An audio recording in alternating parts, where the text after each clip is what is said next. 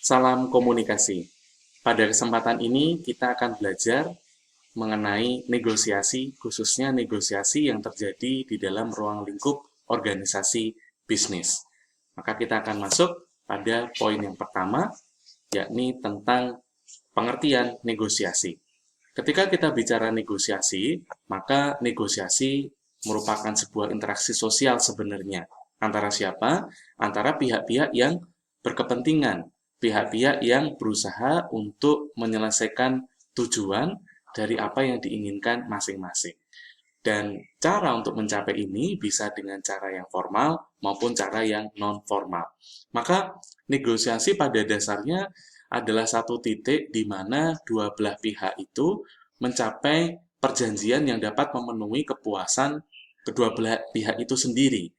Jadi artinya tindakan-tindakan, pilihan-pilihan sikap yang kemudian muncul itu sudah memuaskan kedua belah pihak. Maka untuk mencapai pada titik itu butuh kemampuan-kemampuan dasar dalam melakukan negosiasi.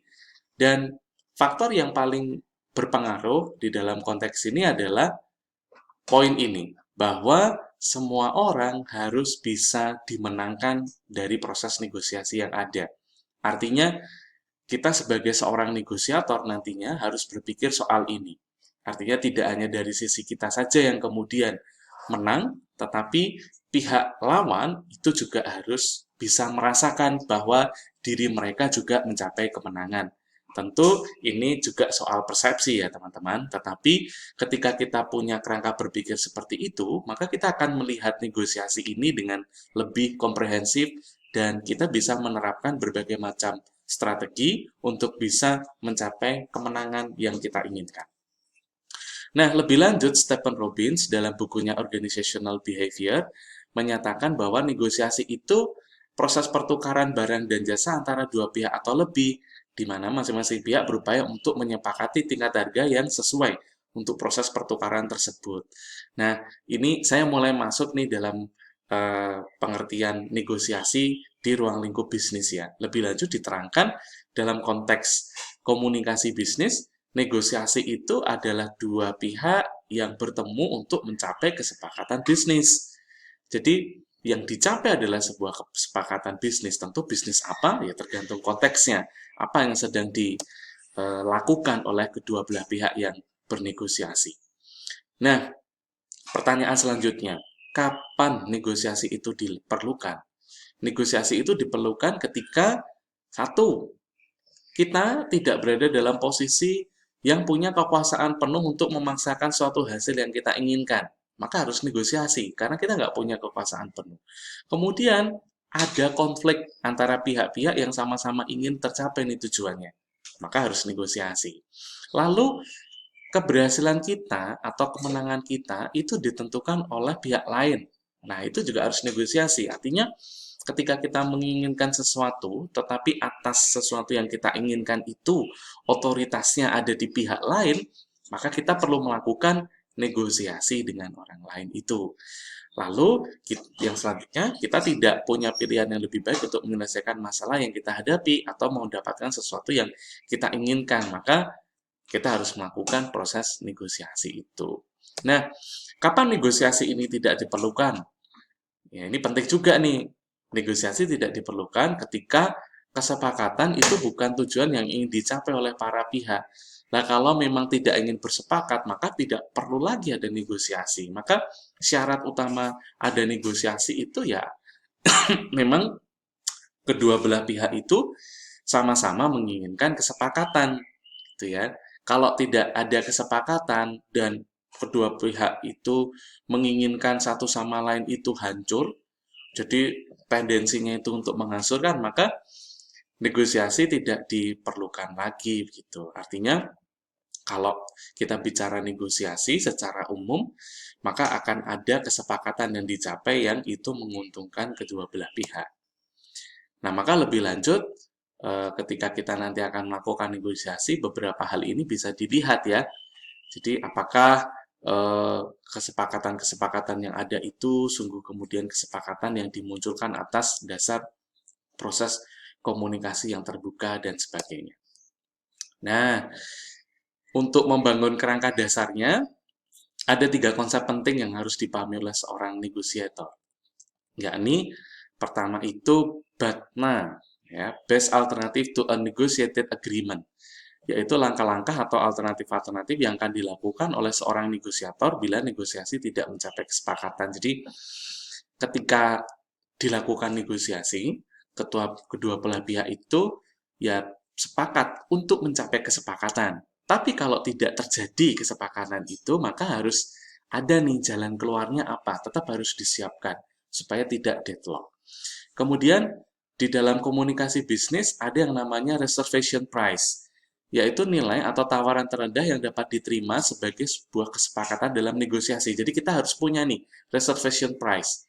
Jadi misalnya kita um, menginginkan motor yang kita jual itu laku seharga 6 juta begitu.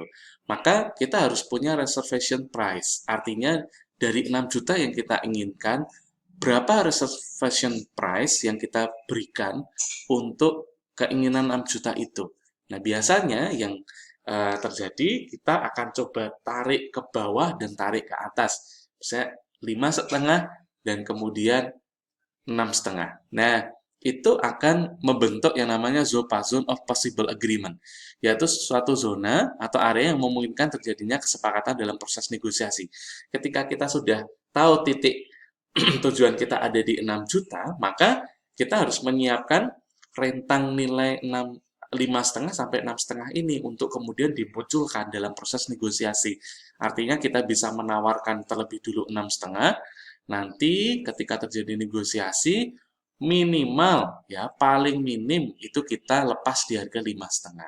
Artinya ini bukan di harga yang kita inginkan 6 juta, tetapi setidaknya kesepakatan tetap dapat tercapai karena pihak lain juga mencapai tujuannya gitu. Daripada apa? Daripada kita masih bertahan di 6 juta tetapi tidak terjadi transaksi. Nah, itu lebih merugikan lagi karena kan kita lalu tidak jadi jual motor kita begitu. Nah, untuk melakukan itu semua, ada keterampilan-keterampilan dasar dalam negosiasi ini yang nanti akan kita dalami ya dalam kuliah-kuliah selanjutnya.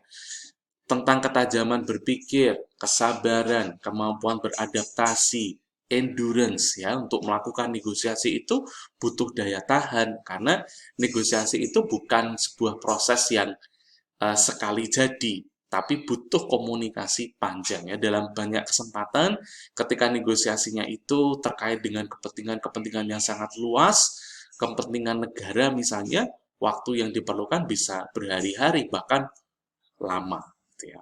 Kemudian kemampuan sosialisasi, konsentrasi, kemampuan berartikulasi ya untuk menjelaskan apa yang kita inginkan supaya ditangkap dengan baik, dan juga memiliki selera humor. Nah, ini menarik karena dalam proses negosiasi itu akan ada beberapa titik yang mengharuskan kita melakukan proses pencairan suasana sehingga tetap kondusif untuk dilakukan negosiasi. Nah, kemudian lebih khusus lagi, jadi yang juga nanti kita pelajari, Oliver merumuskan keterampilan bernegosiasi yang dibagi dalam dua bentuk atau dua jenis, yaitu conventional skill dan non-conventional skill. Nah, ini sesuatu yang nanti akan kita dalami, yang pada intinya seorang negosiator ya harus punya titik pijak yang jelas, termasuk memiliki kapasitas pengetahuan dan keterampilan yang cukup gitu ya untuk bernegosiasi, sehingga tidak melakukan tindakan-tindakan yang justru kontraproduktif dengan upaya negosiasi yang sedang dilakukan gitu, seperti hal-hal ini misalnya. Jadi jangan misalnya justru kita menunjukkan titik-titik yang salah begitu saja dari pihak lain. Nanti pihak lain akan menutup pintu negosiasi itu. Nah, terakhir, ini juga akan kita perdalam, dan ini saya kenalkan lebih dulu kepada teman-teman. Kita punya cukup banyak strategi dalam bernegosiasi. Ya, strateginya mulai dari win-win, kedua-duanya mencapai tujuan. Nah, ini yang kita inginkan. Lalu win-lose. Nah, ini juga bisa kita ambil ya ketika memang situasinya mengharuskan kita melakukan seperti ini. Lalu lose-lose, ya, kalah, sama-sama kalah. Biasanya ini nggak ada hasil nih, tidak terjadi transaksi. Lalu lose win, salah satu pihak menang. Jadi, mana nanti yang kita pilih tergantung tujuan kita. Tetapi pada umumnya, seperti saya jelaskan di awal, negosiasi itu dilakukan ketika ya ada pihak yang sama-sama ingin terpenuhi tujuannya. Tetapi tentu tidak 100% gitu ya. Ada hal-hal yang harus dinegosiasikan. Nah, untuk itulah mereka ketemu dan kemudian bernegosiasi. Jadi demikian teman-teman pengantar negosiasi.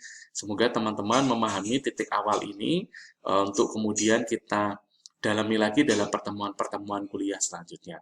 Terima kasih sudah memperhatikan penjelasan saya. Terima kasih dan salam komunikasi.